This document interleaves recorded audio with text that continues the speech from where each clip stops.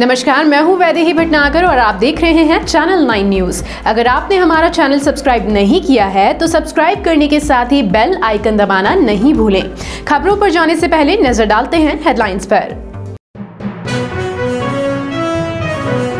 मानवता की हदें हुई पार, मारपीट के बाद युवक को बंधक बनाकर गुप्तांगों में डाली मिर्ची। पुलिस कर रही है आरोपियों की तलाश, लेकिन सबसे बड़ा सवाल, क्या ऐसा करने वालों के खिलाफ होगी सख्त कार्यवाही? थ्रेशर मशीन में बुजुर्ग के फंसने से हुआ दर्दनाक हादसा। आधा शरीर मशीन में चले जाने से बुजुर्ग की मौके पर हुई मौत। चारे से कुट्टी करवाने के लिए बुजुर्ग थ्रेशर को लाया था खेत पर। और हथियारबंद चोर कैमरे में कैद, लेकिन घटना के 2 दिन बाद भी पुलिस के हाथ खाली। लाखों की चोरी करने वाले कब तक आएंगे पुलिस की गिरफ्त में? और अब खबरें विस्तार से। भीलवाड़ा जिले में मानवता को शर्मसार करने वाला एक मामला सामने आया है। इसमें 22 साल के युवक के कपड़े उतारकर उसे बंधक बना दिया। इसके बाद गुप्तांगों में मिर्ची डाल दी। पिता ने मौके पर पहुंचकर बेटे को बचाया। मामले का वीडियो सामने आने और पिता की रिपोर्ट पर पुलिस ने जांच शुरू कर दी है। भीलवाड़ा के मांडलगढ़ थाना प्रभारी मनोज कुमार ने बताया कि मंगलवार को प्याराराम मीना ने थाने में रिपोर्ट दर्ज करवाई और बताया कि उसका 22 साल का बेटा राहुल मीना ट्रैक्टर चलाने का काम करता है। 2 नवंबर को हमेशा की तरह वह अपने काम पर बिजोलिया गया था, लेकिन इसके बाद वापस लौट कर नहीं आया। वह कई बार काम के चक्कर में रात को नहीं आता था। 3 नवंबर को प्यारे राम के बड़े बेटे राकेश के फोन पर राहुल के नंबर से कॉल आया। किसी ने बात करते हुए बताया कि राहुल को मांडलगढ़ इलाके के जालम की झोपड़ी गांव के पास बांधकर रखा हुआ है, उसे आकर ले जाओ। प्यारेलाल ने उसके परिजन मौके पर पहुंचे। कुछ लोगों ने राहुल के कपड़े उतार कर उसे बांध रखा था। उसकी काफी पिटाई कर गुप्तांग में मिर्ची भर रखी थी। वह तड़प रहा था। पिता ने रिपोर्ट में बताया कि वह जालम की झोपड़ी गांव में पहुंचा, तब आरोपी बोले कि राहुल ने शराब पी रखी है और उसने शराब के नशे में रमेश पुत्र जमनालाल को परेशान किया था। राहुल के साथ मारपीट की घटना 2 से 3 नवंबर के बीच की है। इसके बाद राहुल के परिजन उसे घर ले गए थे। सोमवार को राहुल के साथ मारपीट और उसके गुप्तांग में मिर्ची भरने का वीडियो सामने आया है। उदयपुर शहर से सटी साकरोदा गैस फैक्ट्री के समीप उस समय दर्दनाक हादसा हो गया जब एक बुजुर्ग थ्रेशर मशीन से चारे से कुट्टी कर रहा था। हादसा इतना दर्दनाक था कि बुजुर्ग मशीन में इस तरह फंस गया कि उसका आधा शरीर मशीन में चला गया। इससे उसकी मौके पर ही मौत हो गई। जानकारी के अनुसार गैस फैक्ट्री के समीप सोहन सिंह नाम का बुजुर्ग अपने चारे की कुट्टी करने के लिए थ्रेशर मशीन को घर ले गया और घर के समीप खेत पर अपने परिवार के लोगों के साथ कुट्टी करने लगा। उसी दौरान चारे को मशीन में देने के साथ ही उसका हाथ अंदर चला गया। मशीन इतनी तेज चल रही थी कि थ्रेशर मशीन ने उसे भी अंदर खींच लिया। मशीन में आधे से ज्यादा शरीर चले जाने से उसकी मौके पर ही मौत हो गई। इस घटना के बाद मौके पर सैकड़ों लोगों की भीड़ जमा हो गई। सूचना मिलने के बाद मौके पर पहुंची पुलिस ने शव को मुश्किल से बाहर निकालकर मोर्चरी में रखवाया, जहां पर परिजनों की मौजूदगी में शव का पोस्टमार्टम करवाकर शव परिजनों को सुपुर्द कर दिया। आपको बता दें कि मृतक सोहन सिंह का साकरोदा ग्राम पंचायत के नेता प्रतिपक्ष खुमान सिंह के सगे भाई होने से पूरे परिवार सहित आसपास में मातम छा गया। उदयपुर शहर के आसपास के इलाकों में चोरों के हौसले इतने बुलंद हैं कि चोर हथियार बंद होने के साथ ही उन जगहों पर भी वारदातों को अंजाम दे देते हैं जहां से निकलना भी मुश्किल होता है। ऐसा ही एक वारदात हुई जहां पर चोर हथियार बंद नजर आए। घटना सीसीटीवी कैमरे में कैद हो जाने के 2 दिन बाद भी पुलिस के हाथ खाली हैं। शहर के हिरणमंगरी थाना क्षेत्र की मनवाखेड़ा ग्राम पंचायत के महाकर्णी नगर क्षेत्र में 2 दिन पहले चोरों ने वारदात को अंजाम दिया। लाखों रुपए की चोरी होने की सूचना पर पुलिस मौके पर पहुंची और सीसीटीवी फुटेज भी अपने कब्जे में लिए, लेकिन 2 दिन बाद भी पुलिस के हाथ खाली दिखाई दिए। वारदात से पहले चोरों ने उन कमरों को बाहर से बंद कर दिया जिसमें लोग सो रहे थे। इसके बाद वारदात में करीब 25,000 की नकदी के साथ 8 से 10 तोला सोना ले उड़े। जहां पर चोरी हुई उस कमरे में एक बुजुर्ग सो रहा था। उसने चोरों को रोकने की कोशिश की, लेकिन वह नाकाम रहे। इसके साथ ही बुजुर्ग ने अपने बच्चे के कमरे को बाहर से खोला तो बच्चे ने पीछा करने की कोशिश की, लेकिन चोर वहां से भाग निकले। इससे पहले चोरों के पीछा करने वाले मकान मालिक के बेटे को पीटा, इससे वह चोटिल हो गया। मकान मालिक की माने तो पुलिस 2 दिन से चोरों को पता करने लगी हुई है। सीसीटीवी फुटेज होने के बावजूद पुलिस चोरों तक क्यों नहीं पहुंच पाई। और मेरे घर पर चोरी हुई है 4 लुटेरे, हथियार में लुटेरे मकान का ग्रिल तोड़ के अंदर घुसे और चोरी की, मारपीट की। और मेरे बच्चे वगैरह में पहुँचे तो जिस कमरे में सो रहे थे उसके कुंडे लगा दिए अंदर से, बाहर नहीं आ सके। मेरे साथ बाहर के मेरे चिल्लाने के उपरांत अंदर से मेरे बेटे हुए और उस जगह उन्होंने फिर आवाज़ लगी मेरे को और वो चिल्लाया कि पुलिस को फ़ोन करो। और उसके बाद में अलर्ट हो गए चोर और वो बोलने लगे तो मैंने दरवाज़ा खोल दिया बच्चों का। वो बाहर आए, मेरा बच्चा उनके पीछे दौड़ा, उसने एक को दबोच भी लिया। उसके बाद में उनकी पार्टी में दूसरा आदमी आया, वापस लट मार के छुड़ा के ले गया। तब हमको इतनी घटना घट गई, लेकिन हमको पता ही नहीं चला कि क्या हुआ बाहर। लेकिन पापा की चीखने की आवाज़ आई, तब हम चीखने की आवाज़ से हम उठे तो बाहर का गेट बंद था तो हम उठे गेट खोलने की कोशिश की, लेकिन गेट खुला नहीं। तो हम, मेरे हस्बैंड बोल रहे थे कि फ़ोन करो, किसी के फ़ोन करो, पुलिस के फ़ोन करो। जैसे मैंने फ़ोन हाथ में लिया तब तक तो गेट पापा ने खोल दिया था। गेट खुलते ही 4 जने थे, 4 जने दौड़ के भाग रहे थे। भागने के बाद मेरे हस्बैंड भी उनके पीछे भागे, मैं भी उनके पीछे दौड़ी। फिर वो एक जना इनके हाथ में आ गया था। एक जना हाथ में आते ही वो दूसरा आया तो उन्होंने लाठी मार के उसको छुड़ा के ले गए। उदयपुर जिले के गोगुंदा पिंडवाड़ा हाईवे पर मंगलवार को हुए भीषण सड़क हादसे में ट्रेलर चालक और परिचालक गंभीर रूप से घायल हो गया। कोयले से भरे ट्रेलर के पलटने से एक तरफा यातायात भी बाधित हो गया। पुलिस ने मौके पर पहुंचकर बड़ी मशक्कत के बाद यातायात को सुचारू किया। गोगुंदा पिंडवाड़ा हाईवे के मालवा का चौरा के समीप कोयले से भरे ट्रेलर के पलटने के बाद वहां पर सैकड़ों लोग जमा हो गए। हादसा भीषण होने से चालक परिचालक को बड़ी मशक्कत के बाद बाहर निकाला, वहीं बेकरिया थाना पुलिस को सूचना दी गई।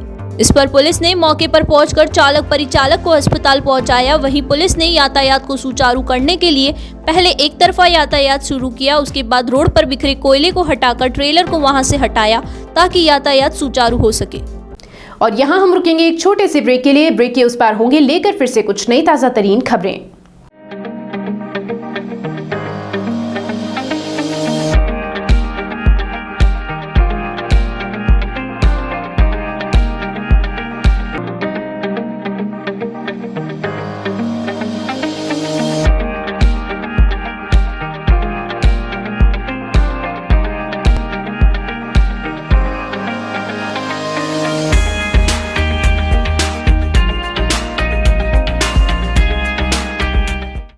ब्रेक के बाद एक बार आपका फिर से स्वागत है।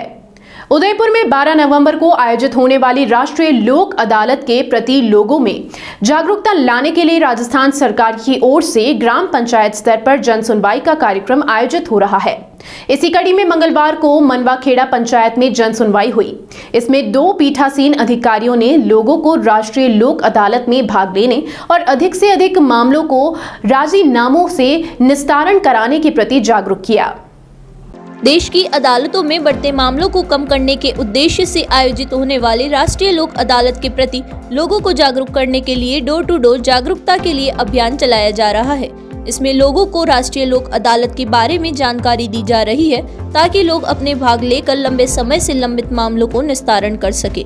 जन सुनवाई के दौरान पीठासीन अधिकारियों ने लोगों को समझाया कि देश में अदालतों में जिस तरह से केस की संख्या बढ़ रही है, उसके बाद राष्ट्रीय लोक अदालत ही एक ऐसा रास्ता बचा है जिसके माध्यम से केस को खत्म किया जा सकता है।